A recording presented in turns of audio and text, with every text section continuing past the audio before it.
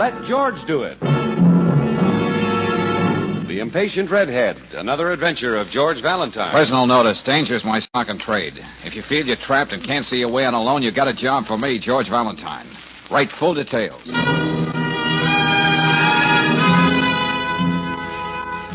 Mr. Valentine, if this sounds like a letter to a lovelorn column, that's exactly what it is. I've been seeing a man for the last 6 months. I love him, and I can swear he loves me, too. I must know what it is that's keeping him from admitting his feelings. What is he afraid of? Is there a secret in his life he can't share with me? All this you must find out. Must find out because I must bring things to a head somehow. Uh-huh. I shall be in my apartment at the Raleigh Towers all day waiting for you. And it's signed Blanche Legler. Blanche Legler. Yeah, that'd be the daughter of the late beer baron, Otto Legler. Sure, Legler's Lager, the brew with tradition. Yeah, she must be worth millions, Brooksy. I wonder what does make this guy so backward about being forward. Well, maybe the gentleman has a wife and 4 kids in Hackensack. Well, there's no harm in talking to Blanche. No matter what happens, I bet you get a cold bottle of beer out of it. Well, you know I'm dying of curiosity. But I've got to stay here and wait for that long-distance call you're expecting from Detroit. Oh, well, now, don't take it to heart, Angel. Whatever Blanche Legler has to confide, I'll let you have it in gaudiest detail. See you later.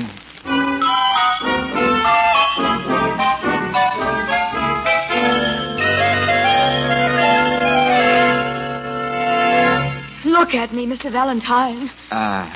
That doesn't take any effort at all, Miss Legler. Oh, stop being coy. I don't need that reassurance. Well, suppose you stop quarter-decking up and down. Then maybe we can find out just what you do need. All right. Maybe you've read some things about me in the paper. I make good copy. They say my father spoiled me. And I'm used to getting what I want. Words to that effect. Vicente Montoya is something I want. I know he loves me. I can feel it. I can see it in his eyes. But what happens? All I get is that continental charm and gentility until it almost makes me sick. Sit down, Miss Legler. I can't. I'm too nervous. I've done everything but get down on my knees to propose to Vicente. Miss Legler. Let's make it Blanche. All right, Blanche. Now, aside from the glint in his eye, how do you know you're the only woman in his life? Oh, I know there have been others, George. One after another for a year, and all of them redheads. Well, that's very interesting. You're right in the tradition, Anna. Yes, there was a parade of redheads. Every night a different one, sitting with him at the same table in the Oval Room at the Stafford Hotel. But for the last 6 months, I've been the only one. Well, Blanche, maybe you're playing it wrong. It might be a good idea if you were on the defense. Play hard to get, instead of leading with your left. Oh, don't be naive, George. I've tried being elusive and oh, so very feminine. That doesn't work either. I see. Well, from what you told me, this Vicente character is an exceedingly polished gentleman, son of a Spanish marquess and stuff. So what? Take another look at me. Is it such a come down for him to marry me? Okay, Blanche, I admit the odds are with you, unless the man is blind. Thank you. But I'll be equally frank. Throwing out male icebergs isn't exactly my racket. Nor is snooping into people's private lives, except when they've definitely strayed from the straight and narrow. Can't you use a big fat fee? Oh, sure, always. But not if it's going to make me unhappy with myself. Suppose I can assure you it won't be snooping. I bet you're good at cryptograms. I'll show you what I mean. Here, in the drawing room. Blanche, what is it? I received your call and... Oh. Do you realize, Vicente, this is the first time we've seen each other during the day? It's always been the Oval Room at night. That is no matter. Is there anything wrong? Oh, this is Mr. Valentine, Mr. Montoya. How do you do? How do you do? Vicente, this seems to be the day for frankness. Como? I hired this man to find out what it is that stands between us, darling. You did this, Blanche? Why? Why? No, look. Oh, come now, George. You can't call it snooping when we put all our cards on the table. That you did this is very unfortunate, Blanche. Well, what did you expect me to do? Do you think I sat there all those evenings just to sample all the rare wines you ordered with such authority? Or indulge in glib conversation? Please, Blanche. Whatever's keeping you from saying what you feel I want to know, bring it out in the open. I'll stand by you, Vicente. Was there not a young man named Tommy Sloan? I should never have come into your lives, Blanche. Goodbye. Oh, Mr. Valentine. Yeah? I know Blanche's power of persuasion, but if I were in your place, I would not pursue this matter any further. It would bring no good to anyone, especially you. What's that supposed to mean? This just happens to be a day for frankness, as Blanche says. Adios. Well, George? Well, in his polite way, Senor Montoya carries a very big chip on his shoulder. I wonder what would happen if I knocked it off. Why don't you? I think I will, Blanche. We're in business.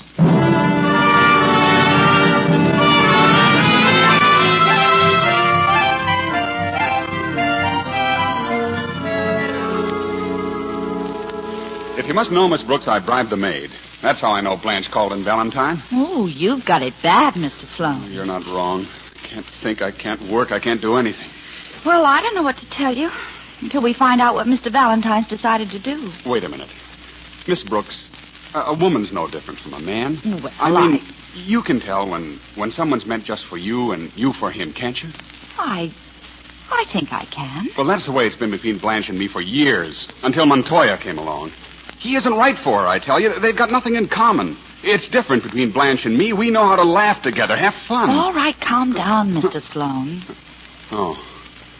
Well, anyway, will you give Valentine this message? Yes. Whatever he finds out about Vicente Montoya, I want to know, too. I'm willing to pay for it.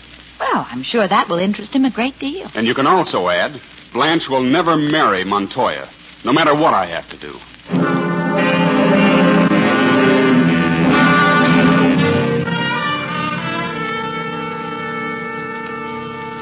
Yeah, Brooksy, that's very interesting about Tommy, but it's hardly news. Well, you must have got around this morning, darling. Yeah, and here's the net results. Vicente Montoya is the real thing. More money than he can live to spend. And his father is a Marquez, all right. And listen to the trimmings the old man could tag onto his name. Yeah. Grand Officer of the Spanish Legion of Honor, Grand Cross of St. Gregory the Great, Knight of Zaragoza, and so on and so on. All of which leaves you where, Mr. Dorothy Dick? Exactly nowhere. Well, what does this Vicente Montoya look like? What's his great charm? Oh, I don't know. Call it breeding if you want, Brooksy. But he's handsome besides. Shiny black hair, distinguished. Walks as though he swallowed a ramrod. Oh, yeah. He knows the vintage years of all the best wines. Oh, poor Tommy. And the final fact, which I'm sure Blanche already knows, Vicente lives with his father, the Marquez of Montoya, in a sumptuous suite at the Hotel Warwick. Why don't you just let love take its course? Blanche will either wind up in a suburban cottage or a castle in Spain. I know. But why the chip on Vicente's shoulder if everything is all sweetness and light? What? Hey, wait. George, what are you doing? Just looking at your hair. Well, you've never looked at it that way before. Now, look, Angel, this hurts me more than it does you. But you're going over to the beauty parlor and have those lovely locks dyed red. George! Huh?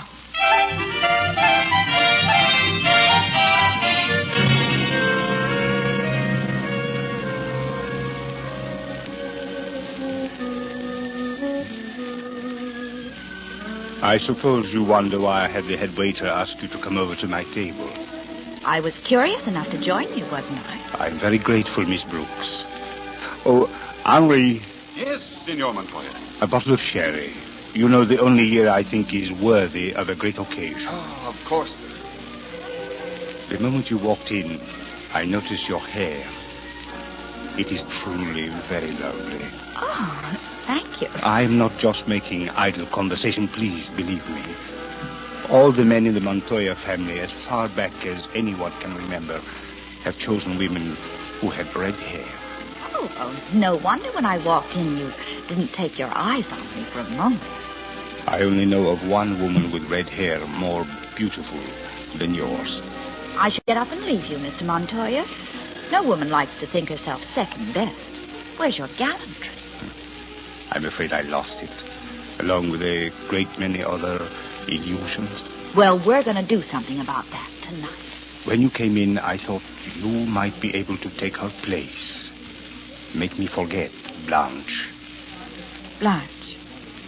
She's the only woman I ever loved. I'm giving her up. Oh. Sherry, senor. The way you like it. Thank you. Why did you tell me all this, Mr. Montoya? Why? So you can run back and tell Mr. Valentine. What did you say? Red hair is becoming to you, Miss Brooks. But I can see that it was dyed. Remember, I'm a connoisseur. Okay. That leaves you the top man on the totem pole. I beg your pardon. Skip it. Just let me ask you a simple question. If you love Miss Legler, why are you so willing to give her up? Why don't you tell Mr. Valentine he will never find that out till the day that I die?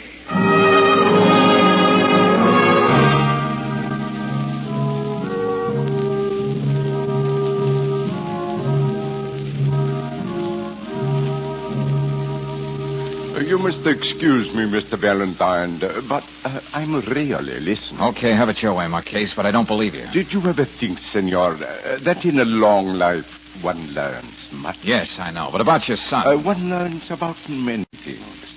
Now, these pistols, the largest private collection of Spanish dueling pistols in the world. Congratulations. I make it a point to spend an hour a day with them, oil them, polish them, see that they withstand the passage of time. But go on, senora. What were you saying? All right, here it is.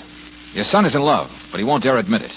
Do you know why? Senor, my son is not a simpering girl, and I'm not a dueña to watch over him every minute. What is he afraid of? You ought to know. You're his father. Strange about this pistol. The barrel hardly moves. Let's see. You're holding out on me, Marquise. And I'm a pretty stubborn guy. Hey! Why, that almost took my ear off. Oh, I'm so sorry, Senor Valentine. I was sure there was no bullet in that pistol. Yeah. Anyway, thanks for missing. It does prove something, doesn't it? Does it?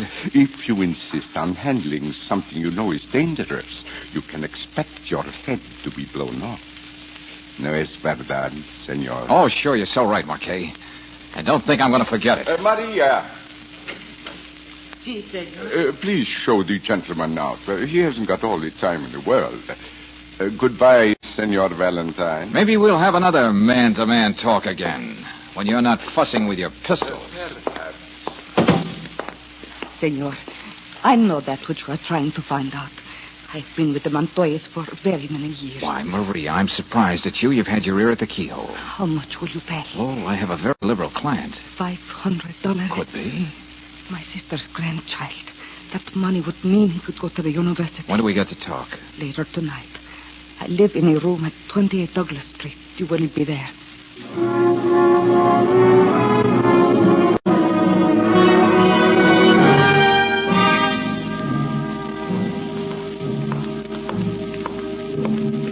This ought to be room 6, Brooksy, over here. Tomorrow I'm going to have the most expensive shampoo at Rudolph's and put it on the office expense account. Well, you're welcome to it, Angel. I don't know if it's polite, George, but the door is open. Yeah, so it is. George, she's asleep. Maybe it'd be better if we came back in the morning. Wait a minute, Brooksy. Even when people sleep, they manage to breathe. But Now, wait. Let me see. Brooksy, Marie isn't asleep. She's dead. Oh. There's no sign of violence. Maybe this empty bottle on the bed table means something. I don't know, but this note here does. What does it say, George? When you will find me, I am dead. I know now I could not tell you the secret of the Montoyas and go on living in peace and honor, so I do this thing.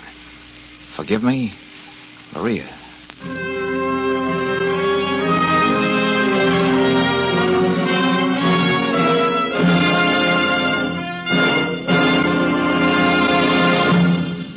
We'll return to tonight's adventure of George Valentine in just a moment.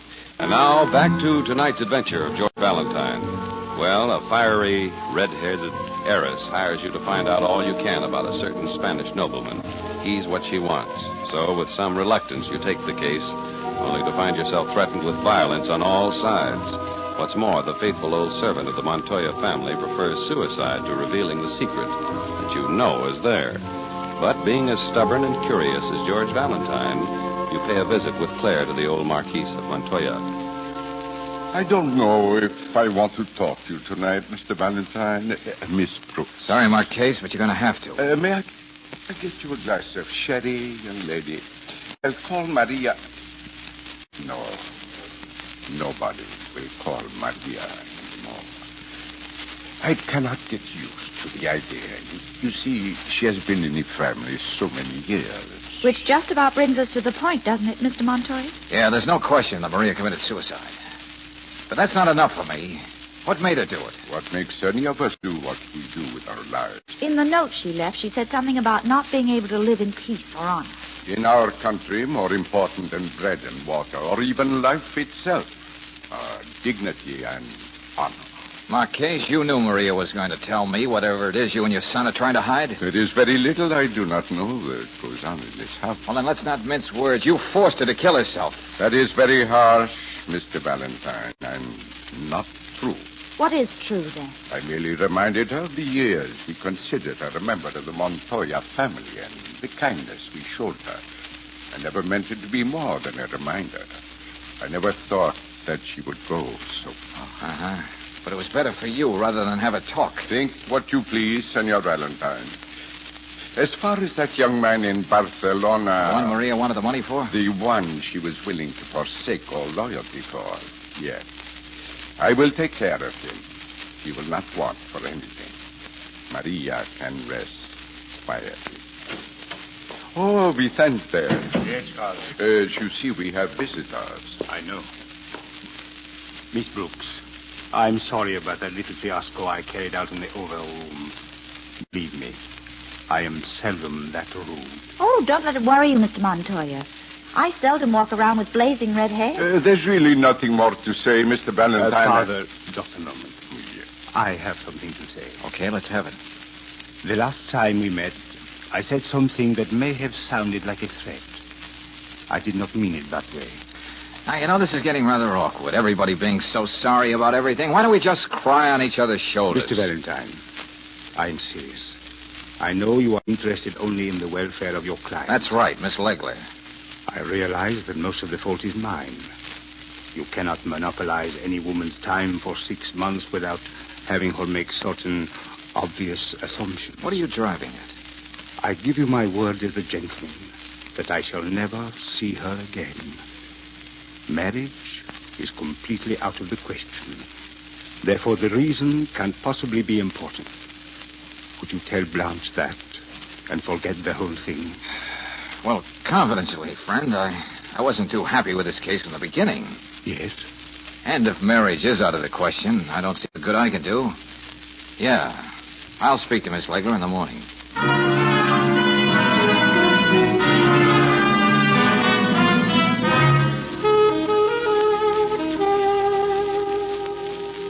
And so that's how it is, Blanche.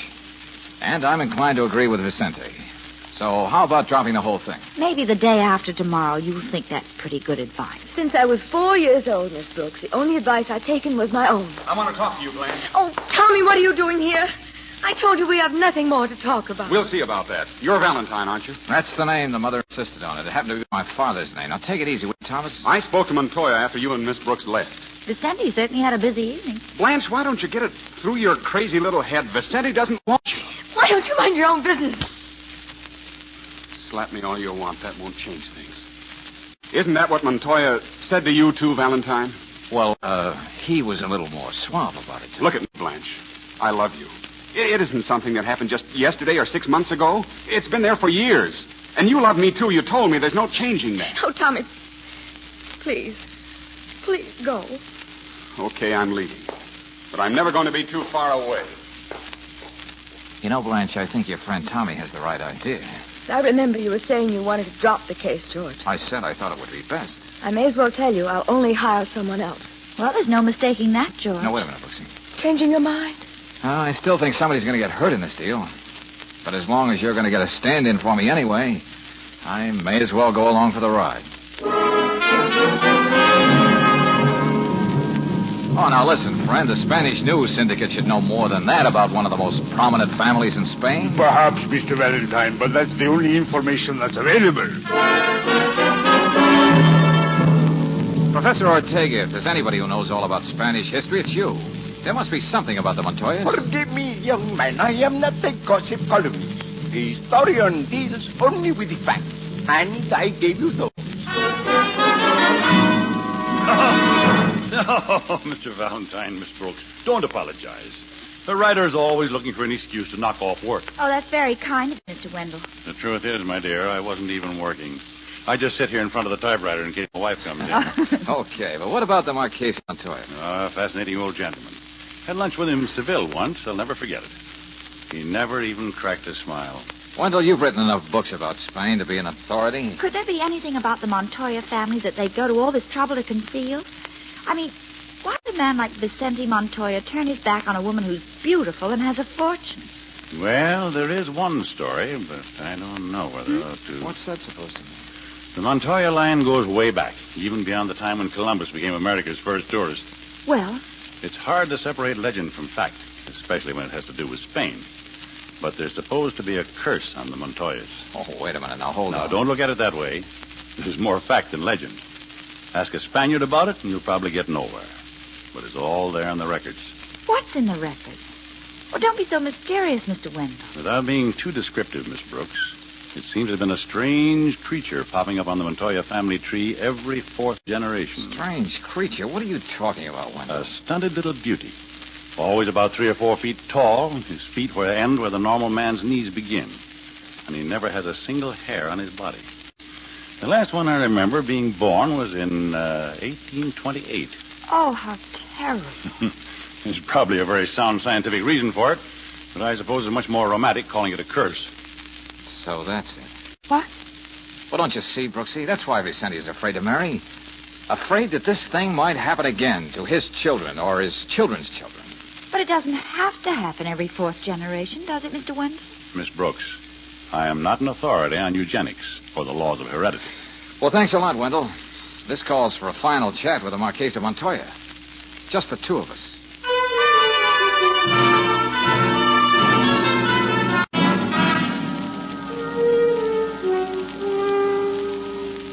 So you did find out, young man.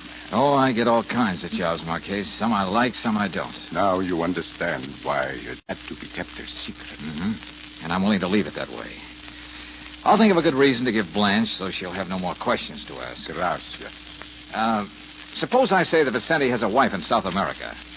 I think I can even produce a fake marriage certificate. Could you do that, senor? I thought you had a reputation for never smiling. I know, but I never thought that a young man from a young country could have so much understanding, so much.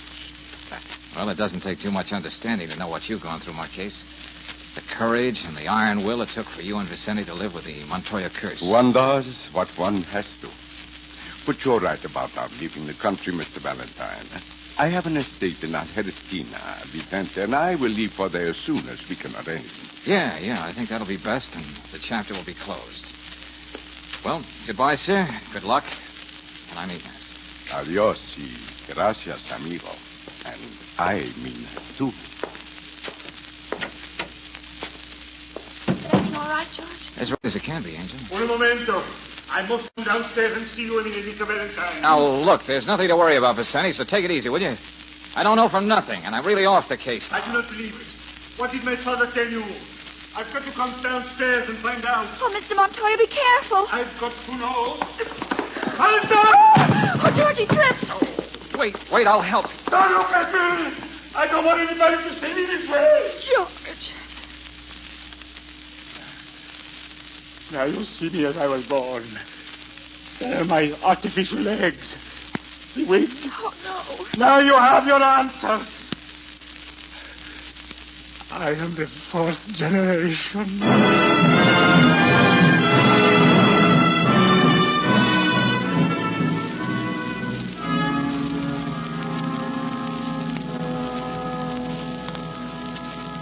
George, I don't think I'll ever forget the sight of Vicente Montoya scuttling up those stairs. Well, why don't you try remembering that Blanche and Tommy are going to get married next week? That's a much happier notion. Yeah.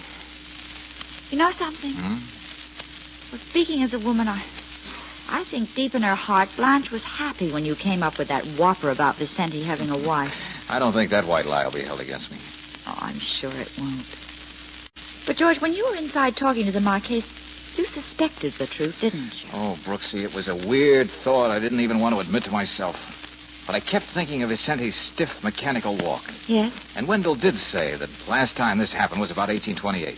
The next time would be around 1900. About the time Vicente was born. You know, I think this whole thing was a horrible dream if you weren't standing right beside me. Oh, but I am here, Angel. And you want me to show you how real it is? Oh, you're so right.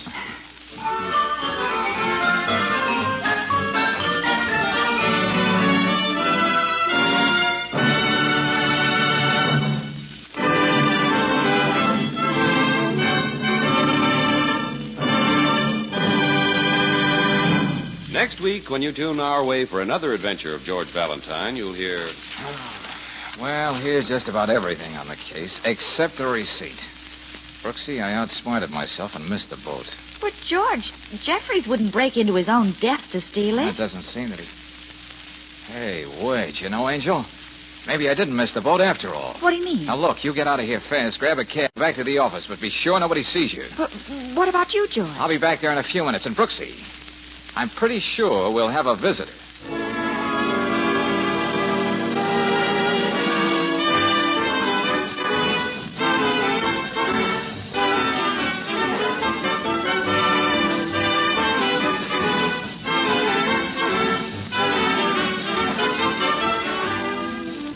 Let George Do It stars Robert Bailey as George with Frances Robinson as Claire.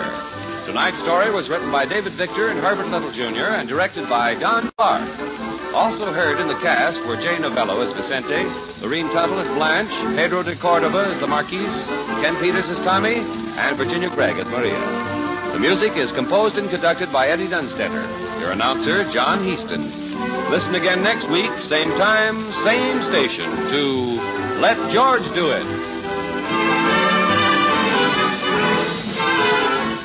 This is the Mutual Don Lee Broadcasting System.